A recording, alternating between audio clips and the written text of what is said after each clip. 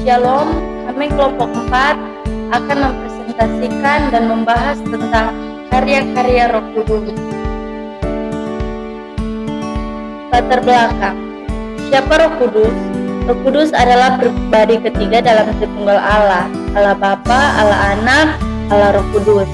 Definisi Roh Kudus adalah pribadi ketiga dalam Tritunggal Allah yang bekerja di dunia untuk memperkenalkan dan memuliakan Yesus Kristus.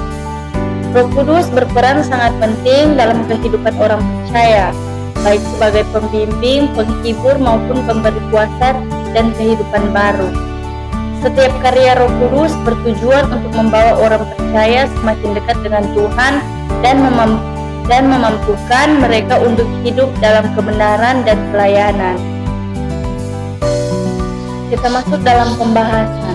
Berikut adalah beberapa karya utama Roh Kudus yang dapat ditemukan dalam Alkitab dan diajarkan dalam teologi Kristen. Yang pertama, menciptakan dan memelihara kehidupan. Roh Kudus berperan dalam proses penciptaan alam semesta dan kehidupan. Dalam Kejadian 1 ayat 2 disebutkan bahwa Roh Allah melayang-layang di atas permukaan air yang menunjukkan bahwa Roh Kudus aktif dalam penciptaan dunia. Selain itu, dalam Ayub 33 ayat 4 dikatakan bahwa Roh Allah telah membuat aku dan nafas yang maha kuasa menghidupkan aku. Makna Roh Kudus adalah sumber kehidupan dan pemelihara kehidupan di bumi, baik dalam penciptaan maupun dalam kehidupan manusia sehari-hari. Yang kedua, menghadirkan keselamatan dan pembaruan hidup. Roh Kudus berperan dalam memberi kehidupan baru kepada orang percaya, yaitu melalui proses kelahiran baru atau pertobatan dan pembaruan hidup. Dalam Yohanes 3 ayat 5-8, Yesus mengajarkan bahwa seseorang harus dilahirkan dari air dan roh untuk memasuki kerajaan Allah. Roh Kudus membawa orang percaya kepada pertobatan dan memberi kehidupan yang baru. Makna, tanpa karya Roh Kudus tidak ada keselamatan. Roh Kudus adalah agen yang memungkinkan pembaruan dan pertobatan dalam hidup setiap orang percaya. Yang ketiga, membimbing dan mengajarkan kebenaran. Roh Kudus berfungsi sebagai penghibur dan guru bagi orang percaya. Dalam Yohanes 14 ayat 26, Yesus berjanji bahwa Roh Kudus akan mengajarkan segala sesuatu kepada murid-muridnya dan mengingatkan mereka tentang firman yang telah Yesus ajarkan. Roh Kudus juga membimbing umat percaya dalam kebenaran. Maknanya yaitu tanpa bimbingan Roh Kudus, umat Kristen akan kesulitan untuk mengerti firman Tuhan dan hidup menurut kehendaknya. Roh Kudus membantu orang percaya untuk mengenal Allah lebih dalam. Yang keempat, memberikan kekuatan untuk bersaksi. Roh Kudus memberi kuasa kepada orang percaya untuk menjadi saksi-saksi Kristus di dunia. Dalam Kisah Para Rasul 1 ayat 8, Yesus berkata, "Tetapi kamu akan menerima kuasa kalau Roh Kudus turun ke atas kamu, dan kamu akan menjadi saksiku di Yerusalem dan di seluruh Yudea dan Samaria dan sampai ke ujung bumi." Tanpa kuasa Roh Kudus, orang percaya tidak akan mampu melakukan misi penginjilan dengan efektif. Maknanya, Roh Kudus adalah sumber kekuatan untuk pekerjaan perawatan Injil dan peluasan kerajaan Allah di dunia. Yang kelima, memberikan karunia-karunia rohani. Roh Kudus memberikan karunia-karunia rohani kepada setiap orang percaya untuk membangun gereja. Karunia-karunia ini termasuk karunia nubuat, penyembuhan, pelayanan, pengajaran, dan berbicara dalam bahasa roh. Setiap orang percaya menerima karunia yang berbeda-beda, tetapi semua untuk memperlengkapi tubuh Kristus atau gereja. Maknanya, karunia-karunia ini menunjukkan bahwa gereja berfungsi sebagai tubuh Kristus yang saling melengkapi dan membangun. Yang keenam, menghasilkan buah roh.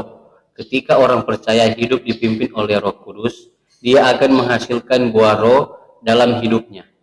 Buah-buah ini mencakup kasih, sukacita, damai sejahtera, kesabaran, kebaikan, kemurahan hati, kesetiaan, kelemah lembutan, dan penguasaan diri.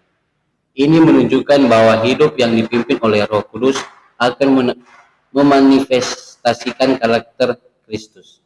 Maknanya, buah roh adalah tanda kehadiran Roh Kudus dalam hidup seseorang yang membentuk dan memurnikan karakter Kristen. 7. Monolog dalam doa. Ketika orang percaya merasa kesulitan untuk berdoa atau tidak tahu apa yang harus didoakan, Roh Kudus membantu mereka dalam doa.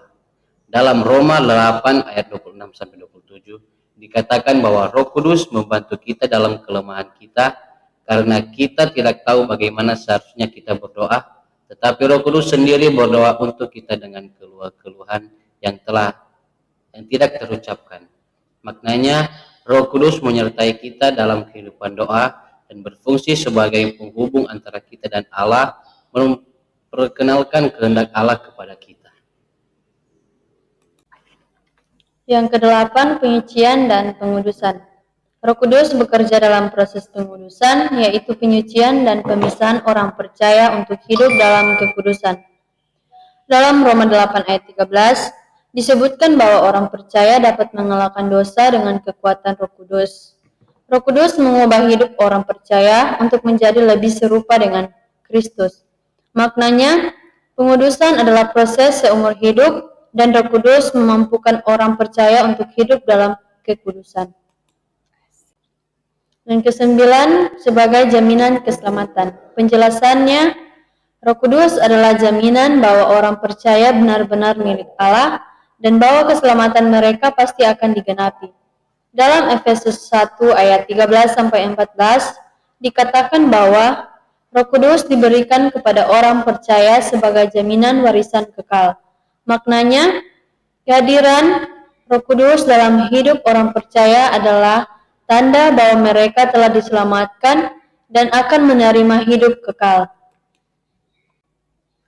Kesimpulannya, Roh Kudus memiliki peran yang sangat besar dalam kehidupan orang percaya. Dari penciptaan dunia hingga keselamatan, pembaruan, pengudusan, dan kehidupan doa, Roh Kudus berfungsi untuk memperlengkapi orang percaya dalam kehidupan iman dan pelayanan. Sebagai pribadi ketiga dalam Tritunggal Allah, Roh Kudus bekerja dalam banyak aspek kehidupan Kristen. Dan ini sumber referensi dari pembahasan kita dan diambil dari referensi Alkitab dan referensi lanjutan.